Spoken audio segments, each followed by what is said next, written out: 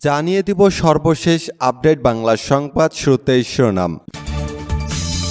নিষেধাজ্ঞা পেয়ে অবশেষে আওয়ামী লীগের মুখোশ উন্মোচন করে দিল সাবেক সেনাপ্রধান আজিজ।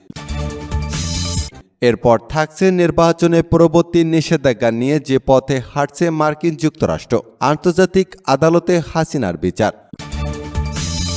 সবশেষে দেখবেন বেনজিরকে পালানোর সুযোগ করে দিয়েছে হাসিনা সরকার, প্রধানমন্ত্রীর সাথে বেনজিরের ফোনালাপ ফাঁস। এতক্ষণ শুনছিলেন সংবাদ শিরোনাম, এখন থাকছে বিস্তারিত। ভারতে বাংলাদেশের সংসদ সদস্য আনাউল আজিম আনার হত্যাকাণ্ডের পরপরই সামনে এসেছে অপরাধ জগতের সঙ্গে তার সম্পৃক্ততার প্রসঙ্গ। অন্যদিকে সেনাবাহিনীর সাবেক প্রধানের উপর মার্কিন নিষেধাজ্ঞা এবং সাবেক পুলিশ প্রধান বেনজির আহমেদের বিপুল পরিমাণ সম্পদ অর্জনের বিষয়টি নিয়ে দুদকে তৎপরতার ঘটনায় চলছে তোলপাড়। টানা চতুর্থ মেয়াদে ক্ষমতায় থাকা আওয়ামী লীগ সরকারের সময় দলীয় সংসদ সদস্য আর সরকারের গুরুত্বপূর্ণ শীর্ষ পদে থেকে অনিয়ম দুর্নীতিতে জড়িয়ে পড়ার অভিযোগ ক্ষমতাসীন দলের জন্য মারাত্মক ভাবমূর্তি সংকট হিসেবে দেখেছেন অনেকেই।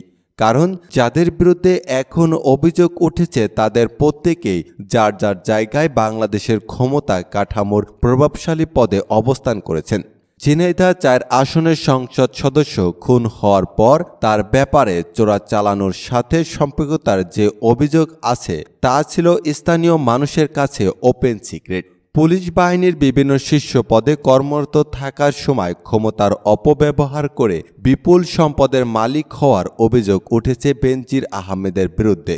এসব বিষয় নিয়ে লোকমুখে আলোচনা ছিল আরও অনেক আগে থেকেই। অন্যদিকে সাবেক সেনাপ্রধান আজিজ আহমেদের বিরুদ্ধে ও ক্ষমতার অপব্যবহারে নানান অভিযোগ ছিল দীর্ঘদিন থেকেই। নিজের ক্ষমতার অপব্যবহার করে ভাইদের নানান সুবিধা দেওয়ার অভিযোগ উঠেছে সাবেক সেনাপ্রধানের বিরুদ্ধে। এ নিয়ে কয়েক বছর আগে আন্তর্জাতিক একটি টেলিভিশন চ্যানেলের অনুসন্ধানে প্রতিবেদন প্রচার হয়েছে। অনেক প্রশ্ন তুলেছেন যে অপরাধ চক্রে জড়িত থাকার অভিযোগের বিষয়টি ওপেন সিক্রেট হবার পরও একজন ব্যক্তি কিভাবে বারবার সংসদ সদস্য হিসেবে মনোনয়ন পেয়েছেন। আবার রাষ্ট্রের দুটি গুরুত্বপূর্ণ প্রতিষ্ঠান শীর্ষ পদে যারা ছিলেন তাদের বিরুদ্ধে যে ধরনের অভিযোগ আছে তার সম্পাদনার সুযোগ পেল কি করে। ট্রান্সপারেন্সি ইন্টারন্যাশনাল বাংলাদেশ টিআইবি নির্বাহী পরিচালক ইফতেখার জামান বলেন, এসব ঘটনার দায় সরকারের রাজনৈতিক দল এবং সংশ্লিষ্ট প্রতিষ্ঠান এড়াতে পারে না। এখন সরকারকে দায় অবশ্যই নিতে হবে, কারণ সরকারের দায় আছে। কারণ হচ্ছে যারা এই তিনটি ক্ষেত্রে যে অপরাধের কারণে নৃশংস হত্যাকাণ্ড, বাকি দুজনের বিরুদ্ধে দুর্নীতি ও অনিয়মের বাকি চিত্র, এগুলো কিন্তু এককভাবে এই তিনজন সম্পূর্ণ করে এ অপরাধগুলো। দুর্নীতি হোক, অবৈধ সম্পদের মালিকানা হোক, চোরাকারবারি হোক, স্বর্ণ পাচার হোক, পুরো প্রক্রিয়ার মধ্যে কিন্তু আংশিক আরও অনেকেই ছিলেন, সুরক্ষাকারী অনেকে ছিলেন। ভারতে বাংলাদেশের সংসদ সদস্য খুনের এর পাশাপাশি দেশ জুড়ে তোলপাড় হচ্ছে।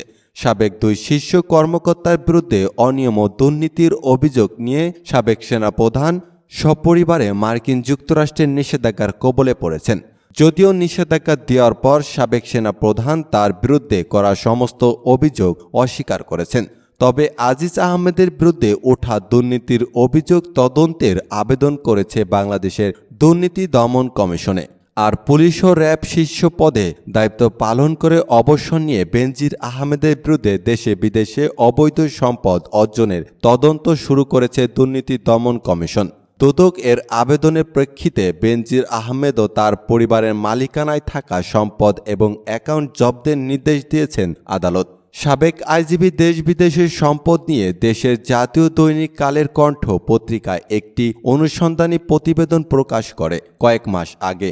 এর আগে বেনজির আহমেদ ভিডিও বার্তা দিয়ে সে প্রতিবেদনে উল্লেখিত সম্পদের বিবরণ এবং দুর্নীতির অভিযোগ নিয়ে সন্দিষ্ট করে ব্যাখ্যা দেন এবং অনিয়ম ও দুর্নীতির অভিযোগ সম্পূর্ণ অস্বীকার করেন। সেখানে নিজের ও তার পরিবারের নামে যেসব ব্যবসা ও সম্পদ আছে সেগুলো বৈধ এবং কোনো ধরনের অনিয়মও হয়নি বলে দাবি করেন বেনজির আহমেদ। তিনি এটিকে মোহন বিশ্বাসের চরিত্র হরণের চেষ্টা অভিহিত করেন। ভিডিওতে তিনি বলেন, অবসরে যাবার পর তাকে দুর্নীতিবাজ প্রমাণের অপচেষ্টা, হত্যাব্যযোগ এবং দুঃখজনক আলোচিত 3টি ঘটনা নিয়ে ক্ষমতাসীন আওয়ামী লীগ সরকারের সমালোচনা হচ্ছে।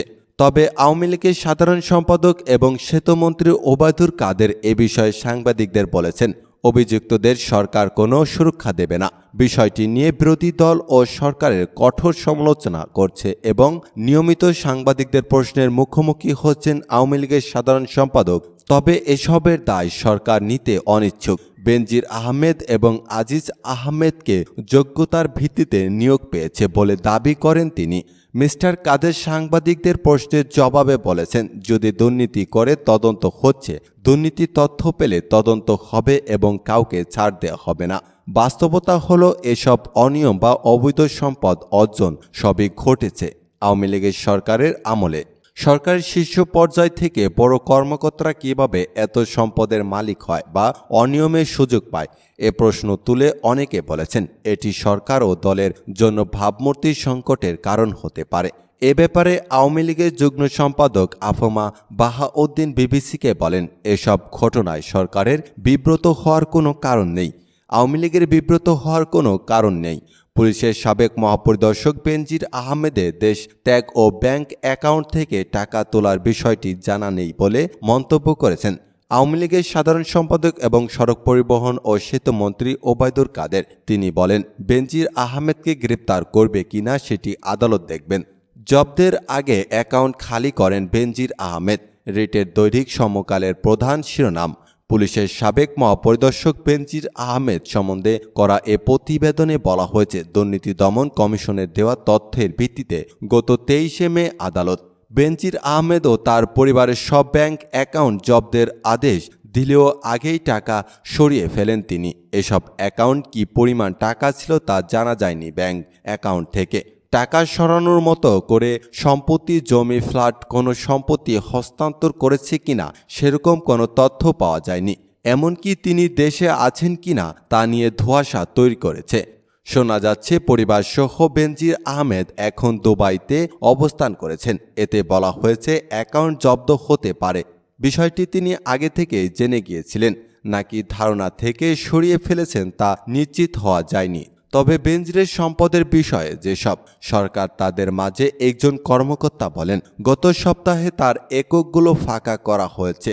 এর আগে অভিজ্ঞতা থেকে দেখা গেছে যখনই কেউ বুঝতে পারেন তাকে ধরার চেষ্টা চলছে, তখনই তিনি অবশ্যই টাকা তুলতে নাকি অন্য কারো অ্যাকাউন্টে জমা করেছে তা বের করার সর্বোচ্চ করেন। ওই কর্মকর্তা ব্যাংকসহ ক্ষমতার অপব্যবহার করে গুরুত্বপূর্ণ অপরাধের সঙ্গে জড়িতদের তালিকা তৈরির উদ্যোগ নিয়েছে। ডিএমপির উচ্চপদস্থরা অভিজ্ঞ ব্যক্তিদের সমন্বয়ে একটি অনুসন্ধান টিম গঠন করেছে দলটির